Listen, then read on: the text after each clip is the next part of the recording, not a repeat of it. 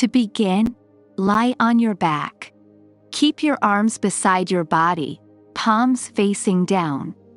Fold your knees and keep your feet hip distance apart on the floor. Fingertips should slightly touch the heels. Inhaling, slowly lift your buttocks, lower, middle and upper back off the floor. Gently roll in the shoulders. Touch the chest to the chin without bringing the chin down, supporting your weight with your shoulders, arms and feet. Feel your bottom firm up in this pose. Both the thighs are parallel to each other and to the floor.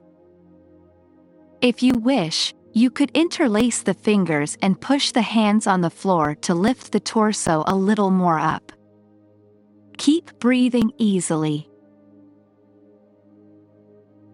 Exhale as you gently release the pose and come down.